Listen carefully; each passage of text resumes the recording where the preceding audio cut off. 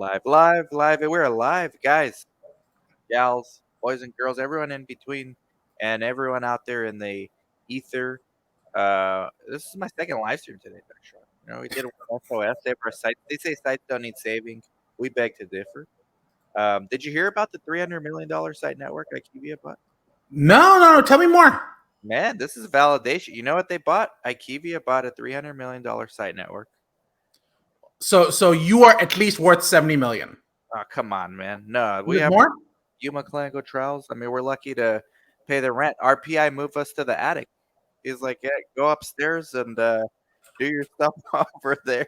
Do your experiments up there. And no, he was nice about it. We still use the clinics, but no, 300 million. We didn't. It's not clear how many sites exactly, but it was a site network, like nothing fancy, traditional sites, research naive patient, community clinics, no DCT, none of this whatever. That's not what they bought. So I have a thing. I got the guy who wrote the DCT guidance to actually come onto my podcast. So I'm interviewing him next week. Who is it? Craig? What's that? Craig Lipset? No, it's not Craig. It's not Craig. I wouldn't be surprised if it was. Like, he doesn't work for the FDA, so I would be. Oh, so you have to be an employee. See, we did an hour long on this. I'm still not clear. So which part? Oh, tell me more. The FDA. So you have to write the guidance. You have to be FDA, but they allow anyone to submit. What is it called? Like comments. Okay. Yeah. Comments. All right. His name. Yeah, 300 I mean, million. he's one of the many people. It's not like some guy write the guidance alone. Mm-hmm. But the guy I'm going to be interviewing is a guy called Isaac Rodriguez Chavez. Oh, nice. Okay.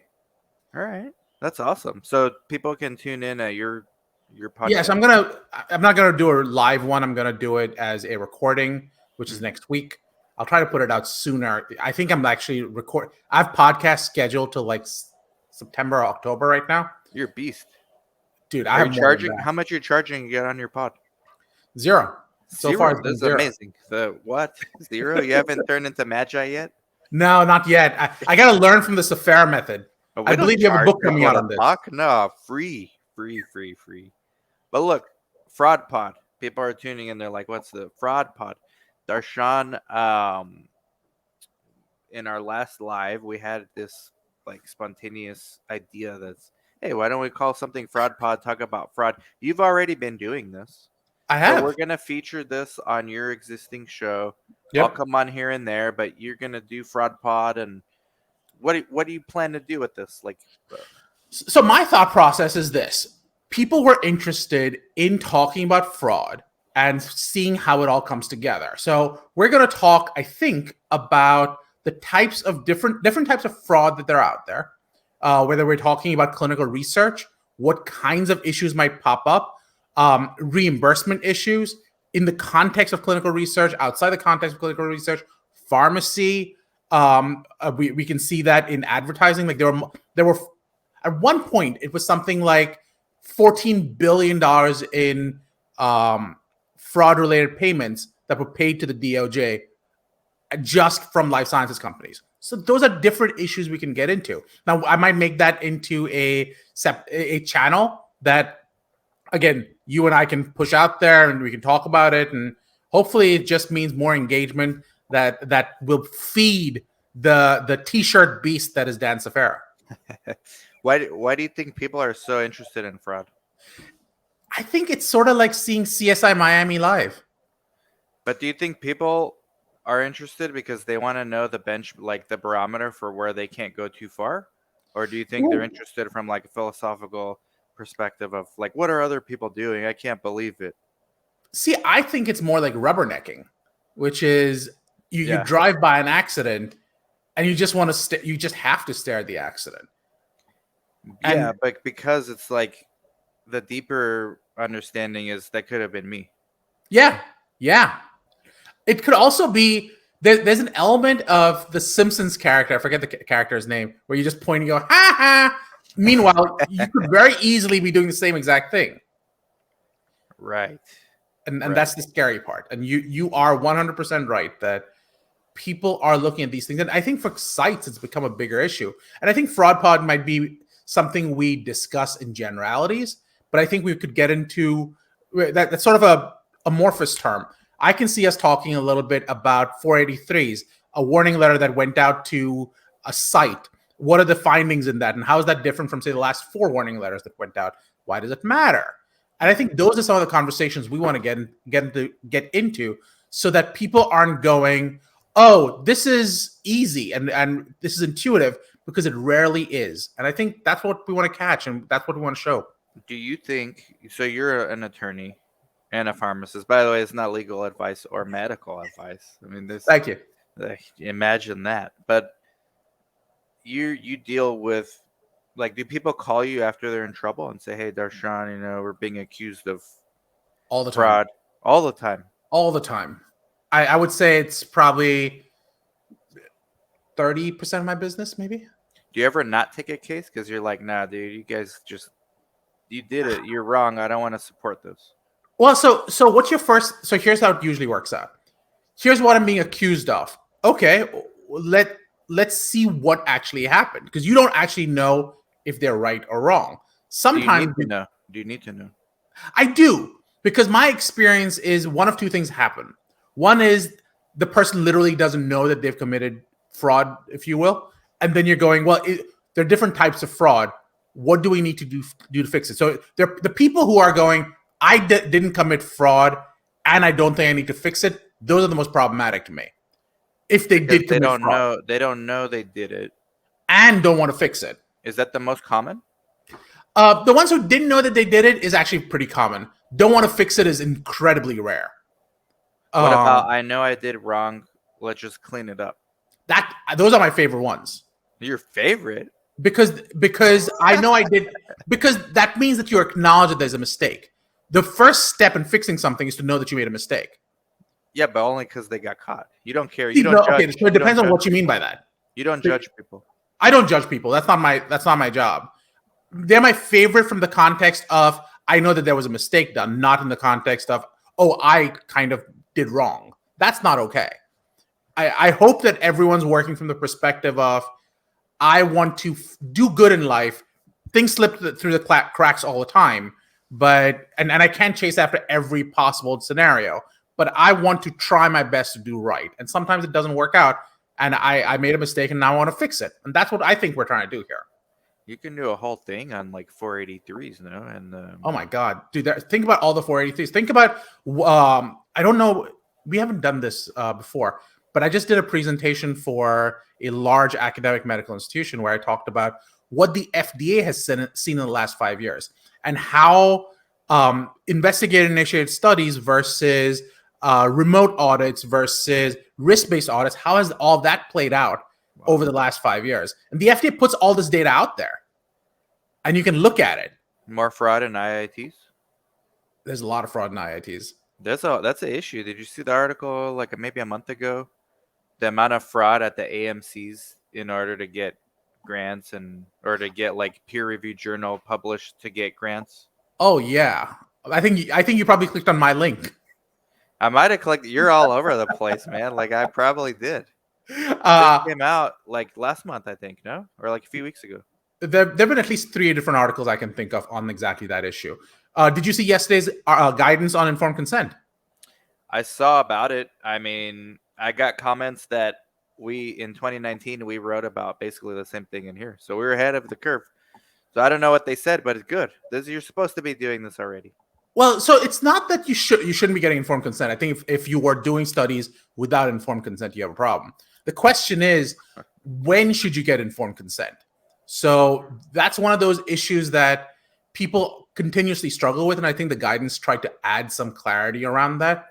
It's still, there's so many nuances that people like me continue to have a job, because you kind of go, this is how far it goes. From a risk-based perspective, you're taking this one additional step. Are we still in the same ballpark, or have we gone too far? And that's where someone will call me up and go, this is my take on it. I see. To me, I mean, maybe it's because I just work at small clinics, but it's not like that complicated. Like process of consent, document it, make sure the patient understands, make sure they have time to discuss, make sure they're not coerced. Document it all. I mean, it's common Okay, sense, right? let's pick one just for argument's sake. How Okay. do you make sure they're not coerced? You talk to them, you say, there are alternative treatments. This is Uh-huh. not treatment. This is Uh-huh. research. You'll get excellent care, I guarantee you that, but it's not treatment. Okay, so Uh, hold on. Let's pick on that. You'll get excellent care, but it's not treatment. Do yes. you think the average guy who walks through the door knows what the difference is between those two words? I'll explain it. Okay, I'll so go explain it. on. Explain it. We do more labs than you'll ever get in your standard of care. Is that good or bad? That's good. Wouldn't Don't you want more info on yourself as a Do patient? you have more info on yourself, or is it just is that We give information them being their given labs. back? We give them their labs. Okay, That's the and that, thing about not being but like a AMC. We can give you a copy of your lab. Whatever you want, you get it. right, and now let's say you give those labs back to the patient. How do you know that they make sense to the patient? Are you telling me every single time someone sits and explains those labs back to them? NP or a PI, yeah. Yes. Okay. Yep. And so what we have now is a situation where every single time, every single patient who walks through the door has every If they single want. lab. If they want. Not See? every. We offer it to everyone. Only let So, few choose. but that's my point. Yeah. So, can you truly ensure that there's informed consent, or that people want to be part of the study Yes. and are willing to take the risk? So, the informed consent is of the risk, not of the actual information. It's both.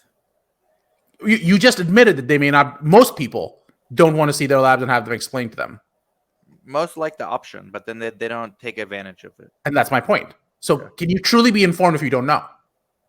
Can you truly be informed if you don't know?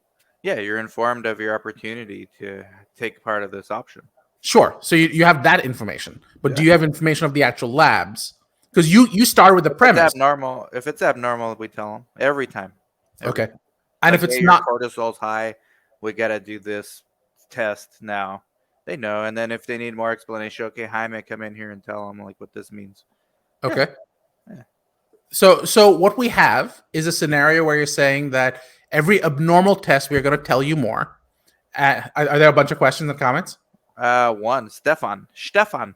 What is Stefan saying? As a I, recruitment professional, here, let's put it on the. yeah, Whoa, you're gone, Darshan. I'm As a still here. recruitment. How Oh, do we okay. know? It's Oh, that philosophical. I don't now I'm know with you. you're there. Oh, As a okay. I thought I was recruitment just like kicked professional, out. everything is about setting the expectations in a clear way and in layman's terms that the patient can understand.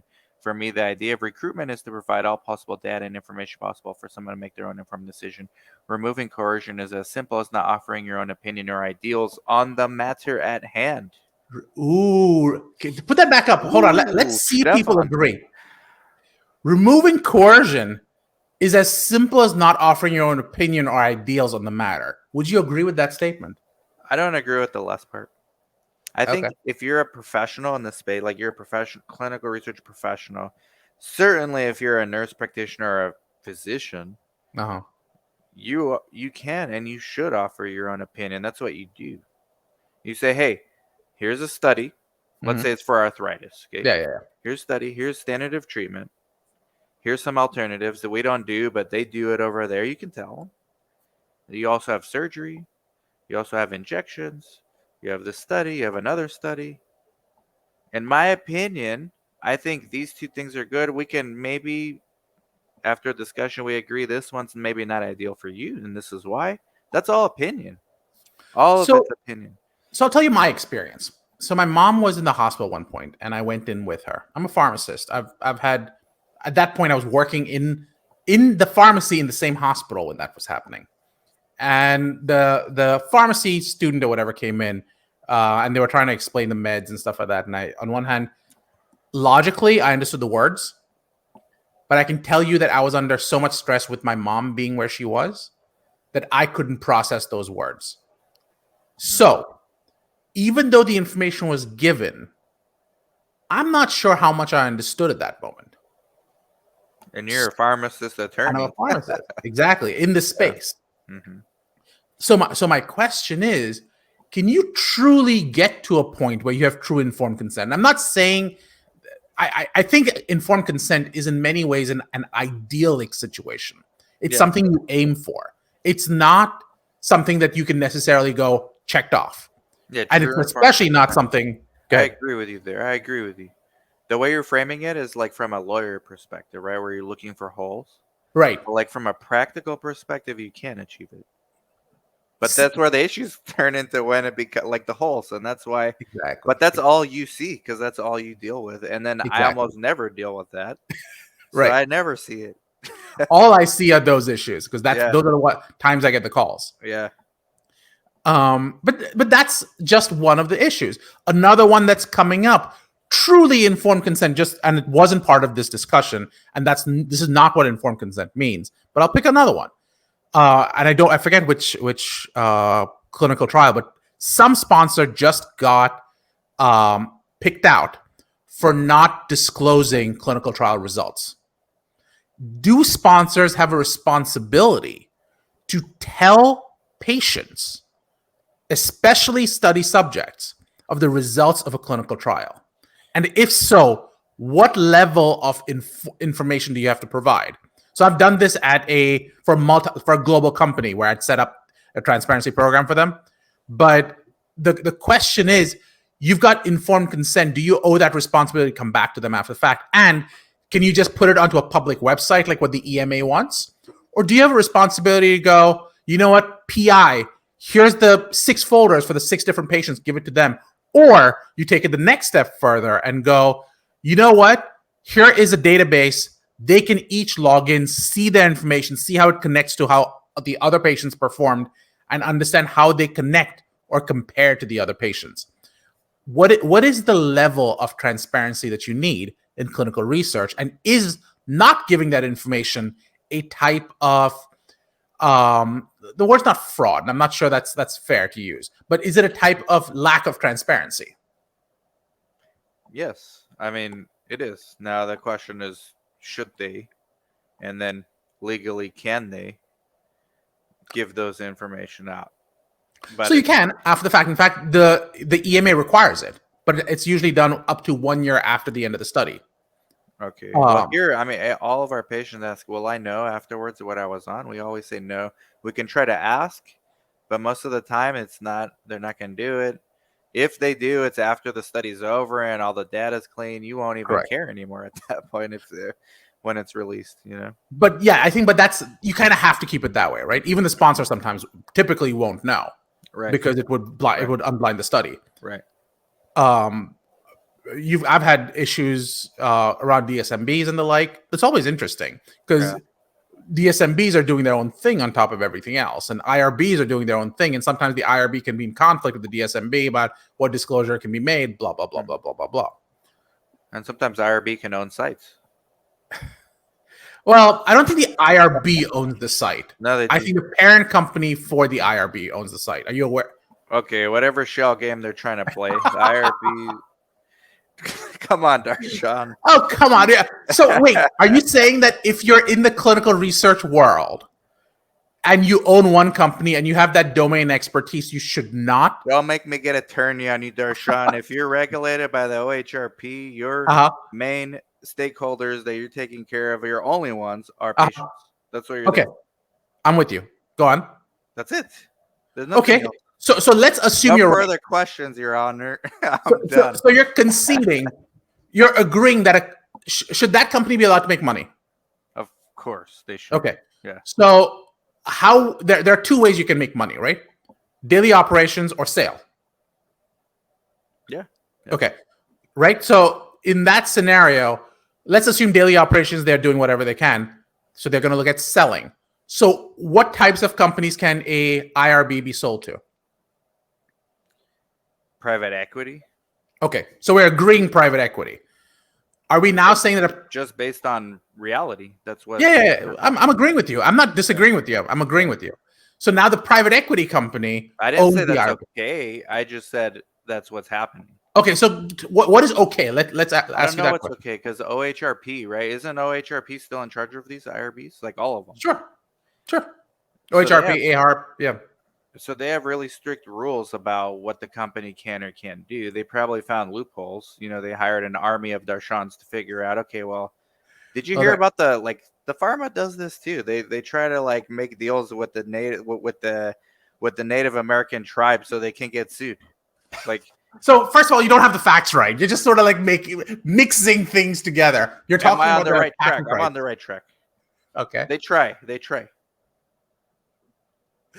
I'm gonna start. Let's pick one subject at a Okay, time. IRBs. Should IRBs? The question on my other live stream today with Brad and Fox. Actually, I wish Okay. you were on it. Yeah. So Call me. the question was, should I like maybe it was WCG. One of them, there were rumors they were going to go public, and instead they went PE route. And Mm-hmm. then I brought up this OHRP. Maybe they don't allow them because once you go public, your primary responsibility is to your shareholders no longer, and you could argue it's no longer to patients at that point, So which no, defeats the purpose of the. no, I don't. I don't think that's like. I don't think you can. A company can be told what their ownership structure should look like. That's extremely unusual, if not impossible. What they can be told, there are a couple of there are examples where that is not true, and I'll give you an example. For example, there are requirements in many states, in some states, that pharmacies can only be owned by pharmacists, and law firms can only be owned by lawyers. So your position around that makes conceptual sense, but it doesn't translate into practice and clinical research. Outside those very specific professional areas, you can't tell a company that we won't allow you to be owned by XYZ organization. As long as I can meet the requirements that OHARP, AHARP, whatever has put out, there's no reason why you shouldn't be able to be owned by them. Now, that doesn't mean that you get special dispensation, but it does mean that as long as you follow the rules, everyone's subject to the same rules. Well, also doesn't mean you're immune from industry scrutiny and 100%. possible changes to the regulations that should something happen. Should they be the next guest on the fraud pod? I think it'd be fun to have them on the fraud pod. They won't come on. None of Oh, of these course not. guys. I mean, Well, it's not just I don't know. WCG. It's like they're the top 2 or 3. Yeah, but I think in the end, my experience, I would say 85% of the people I've ever worked with, maybe even higher than that, probably higher than that, are people who are trying to do good. They're in this business to help people. Yeah, And me too. I see the same. yeah, I'm surprised I'm saying 85. I'd probably go higher than that. People make mistakes. People make oversights. People prioritize the wrong thing, et cetera, et cetera, et cetera. But probably that. So I don't think people who work for IRBs are necessarily going, "Oh, good, I've got money. Now I'm going to be No, evil." it's not even the workers. The workers are not. It's the. I mean, I don't even think the executive teams are evil. Right. I just think they've gotten away from their core competency for money.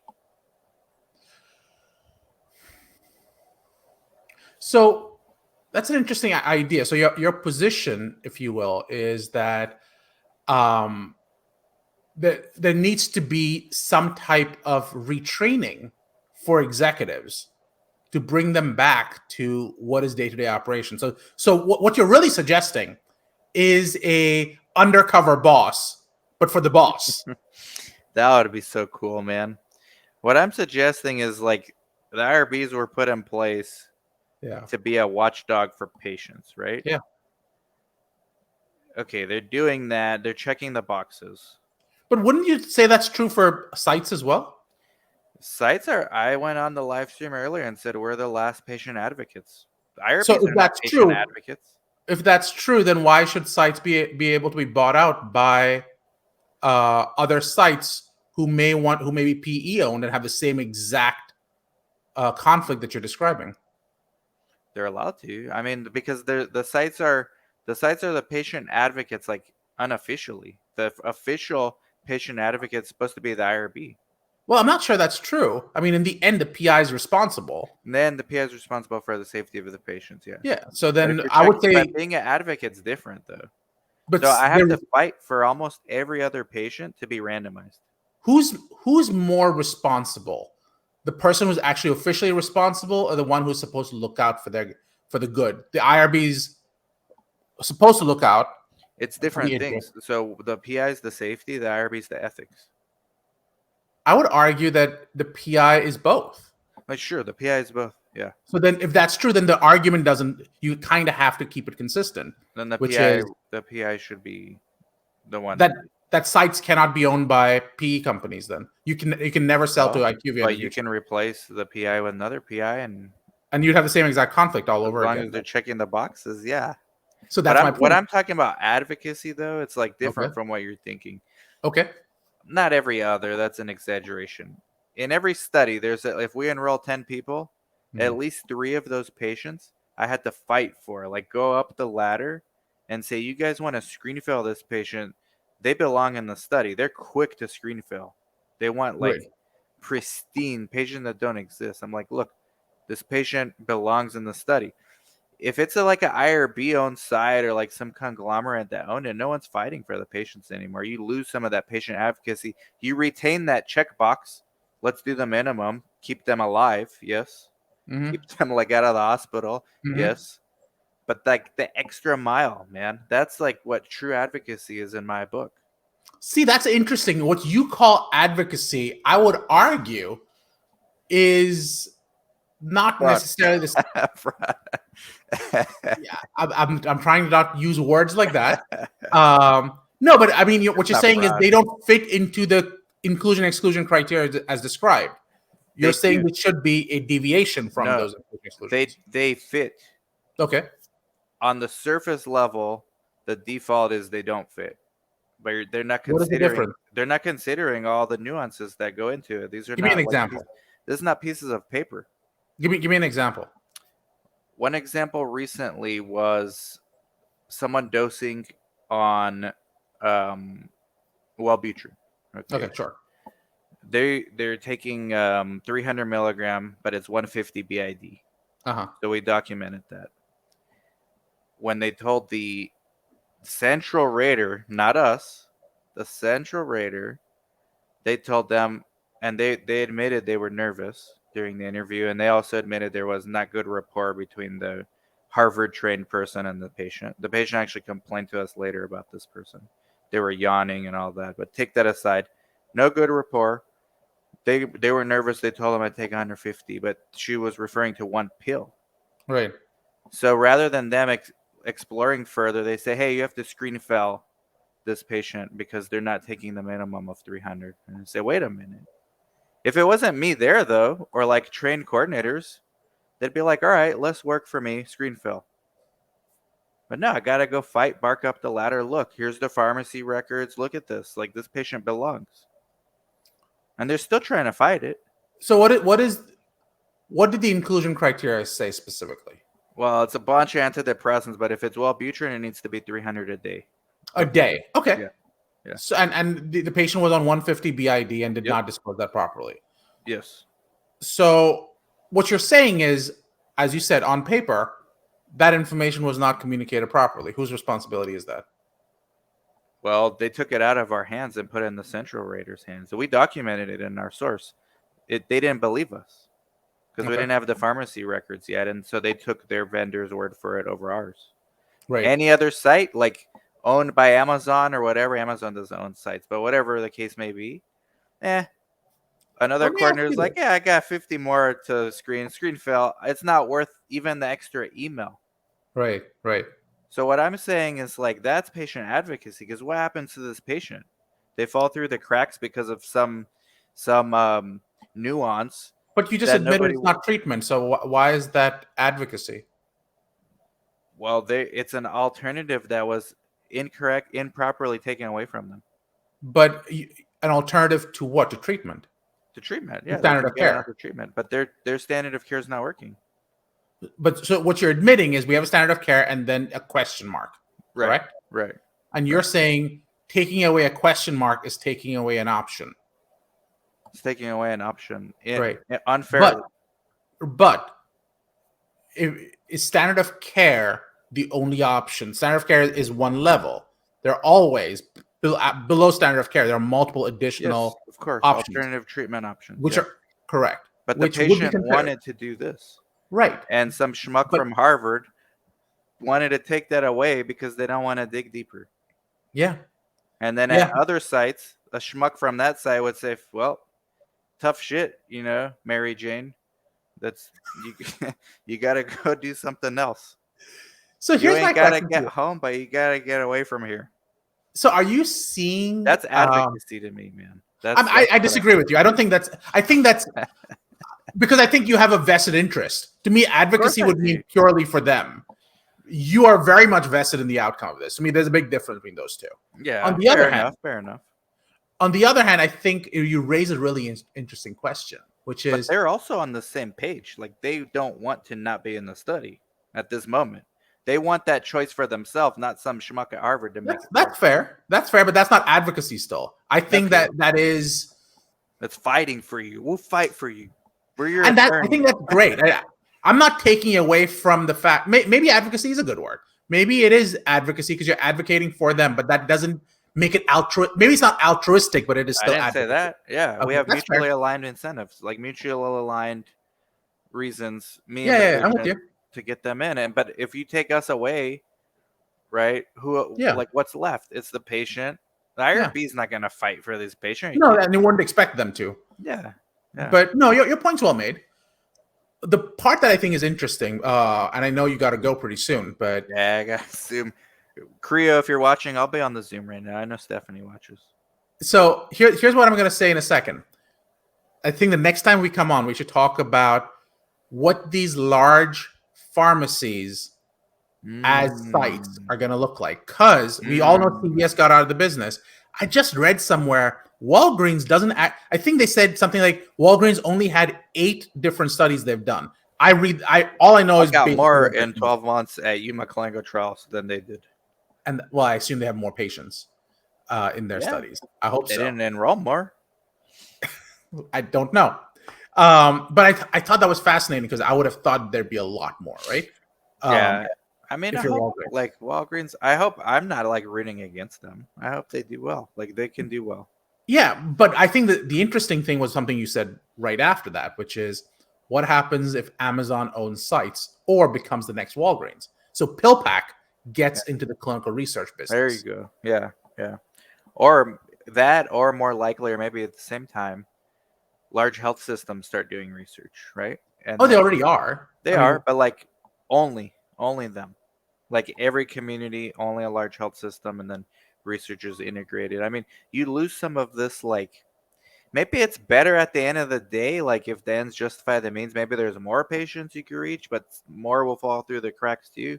I don't know, man. I think there's room for both, like small and large. And oh, 100%. I think that's the beauty of it. It's like small and large CROs. I think they've served different yeah, functions. yeah. The large ones you want for like a global study, but the small ones, they're often specialists. In the same way, I think a Yuma, for example, like you just mentioned, you went and fought for that patient. And I think that's Almost great. every study you have to do it a few times. Like it's become a Right, joke with the coordinators. Like right, I haven't done it this week. You know what's going on? right. But I think the flip side of that is, oh, we've got Kilna saying, in terms of advocacy, in a pediatric study, an inclusion criterion is that the mom should be 18 and up. The mom is 17. Other than the mother's age, the patient qualifies. Does that mean the patient can't participate? Think Belmont report. I would argue that there are clear inclusion exclusion criteria. I would argue if the inclusion criteria is 18 and above, yeah. I don't like it, but those are the facts. Um, Now you might argue that the it's it's applicable for a deviation, and I think that's fair. That's a fair argument to make. But a strict reading of the rules, that's what it is. Hmm. I'm a bit of a purist, as you can tell. I think my meeting was canceled, so we don't need to rush anymore. But I like bringing it. I tried to click the Zoom and it's said invalid. So I don't know. Korea, if you're watching, come on. We can do it like publicly. I like having you on because you force to think, right? Like you force us to think, and then hopefully we're forcing you to see another perspective too that you're not used to seeing I as lo- well. no, just to be clear, I see 100% of your perspective because I've also negotiated for sites. I do it all the time. I do Ah, it you're more often for sites than anything advocate. else. Advocate. 100% I'm a site advocate, but Ah, I there you also think I think that people forget that being a site advocate also means putting a mirror to the site so that they know Of course. what the other side's thinking. The sites are far from Angels, And right? that's my point. But Yeah. I think I had a conversation with Edie, and you know Edie. Oh yeah. So Edie and I have this conversation all the time where she'll go like, "Well, this is the perspective of the site," and I go, "I agree with you, but here's the other side from the sponsor perspective." And Edie's amazing at the site perspective. And shout out to Edie. But the Shout out to Edie. Yeah, but the point being that that conversation, that perspective, she goes, "Oh yeah, this is an interesting perspective. I'm glad you raised it." And we're always learning from each other, isn't it? So I to me, I'm lucky to bring have those perspectives, and I'm lucky and I'm hoping that as part of Fraud Pod, as part of Darshan Talks, as part of the Clinical Trials Guru, we get to have those conversations, and I appreciate you giving me the forum to have that with you. No, I always love having you on because you stretch my thinking. Um, like we're able to talk out loud through couple different issues there, and kind of get to I mean, I think Kilner raised a really interesting comment, right? Thinking, should we be thinking from the perspective of the Belmont report in a as pediatric opposed study, an to, inclusion criterion is that the mother should be 18 and up. The mother's 17. Other than the mother's age, the patient qualifies. Does that mean the patient can't participate? Yeah. So I would run it up to the sponsor. In that case, I wouldn't argue like aggressively like I do with some of these other right, patients because that's clearly like right. outside of the criteria. And that's my point. But sometimes the sponsor will say, "Yeah, well, when is their Uh, birthday? Oh, it's okay. Well, okay." Sometimes. Well, I think justice. That's what Kilner is saying. And I Well, think, that's a strong word. well, that's one of the criteria in the Belmont report. There's non-beneficence, there's justice, and Kilner was the last one. I used to teach bioethics for years, for like 10 years. It's probably in this book somewhere. But by the time I find it, I can't remember off the top of my head. Justice, beneficence, and do no harm. Oh no, that is beneficence. hold on. Justice, beneficence. Is it autonomy? I think it's autonomy. SaveOurSites.com, guys. There you go. Uh, I hear Kielna's going. I hear Stefan's going. I hear Edie's going. Darshan Look at might be that. going. Darshan. Darshan is hoping for a sponsor to help me get there. Respect for persons. That's Oh, there you go. Thank you. That's the part. You lose this, guys, when you go bigger, when you try to leverage, like you kind of lose this. You can prove that you still have it, but there's a difference between the bare minimum. Everybody knows. Darshan, old school pharmacy. You walk in, the pharmacist knows your kid's birthday. Oh, when is Mary turning 9? Oh, yeah, it's next We, week, right? damn, we've got people coming on. Respect for persons. You got another comment like that. Yeah, respect for all you guys. Old school versus new school. You go to your Yeah, pharmacy, old yeah, school pharmacy. yeah, Hey, Darshan, little Mike's turning 9 next week, huh? Yeah, awesome. Is he still little league on the Angels? Yeah, they're doing yeah. good. Versus going to Walgreens. What the heck? Who are you? Like, stand in line. Do you want to get this credit card? Okay, let me Here's your ask you this. coupon. Your receipt's like this big. I think it's CVS first of all, They're all but the same. CVS's receipts are known to be long. But let me ask you this question: since you raise it, who's your pharmacy? Mine is Sam's Club. Okay, so you aren't that much better. You just made a whole pitch for why you want the old school I pharmacy. don't need the respect. I don't need it. I don't need it from them. I don't. It's I fine. think you just got called out. I didn't get called out. If I were a patient that needed one-on-one little like white glove Right. service, I'm not going Yeah. to Sam's Club. I could care less. I just need my lisinopril. That's it. And that's where we are. And as someone who's worked in all kinds of pharmacies, like literally, I think I've done like 15 different types of pharmacies, Yeah. bigger, more. But the point being, most people just want convenience, and most people just want to go in and go out. I'm not looking to have a conversation with my pharmacist. I'm looking to But go do you in think and in go the out. clinical research it's the same? Oh yeah, 100%, in my opinion. I don't. You don't? Interesting.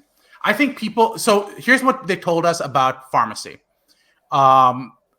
We went from the model where we want to have that relationship to the patient is now a consumer, and the consumer is always right. And unfortunately, that's not Mm. true. The consumer is not always right. That's true. Big facts.